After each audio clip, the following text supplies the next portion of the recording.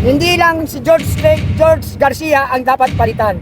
Ang dapat palitan ang Smart Magic. Palitan ang Smart Magic ng manual hybrid election system. Ibig sabihin ng hybrid, manual counting, computer transmission. Electronic transmission, manual counting. Yun ang dapat. Hybrid election system po dapat ang umiral sa bansang ito. Hindi lang si George Garcia ang dapat palitan. Tama yun. Palitan talaga yan. Kasi isa yan sa mga mandaraya. Isipin nyo nga, nanalo sino nakalaban ni Abante? Si Uy. Uy. Nanalo si Uy, pero hindi pinaupo. Ang pinaupo si Abante. Nanalo yung youth party list. Hindi pinaupo yung Gabriela. Kaya kung papansinin mo, namamanipulate dahil si George Garcia ang manipulator. Pero hindi basta manipulator, that is involved money. Malaking halaga po yan. Napakalaking halaga po yan kapalit ng pag-upo sa pwesto. Kaya nga nagiging magnanakaw yung mga yan kasi bumabawi sa mga nagastos nila. Bago ka tumakbo, meron silang tinatawag na traditional dyan sa Comelec. Sorry to say, pero natanong na eh. May traditional dyan na nagbabayad ang bawat kandidato. Hindi yan basta pera. Milyon po ang usapan sa isang seat.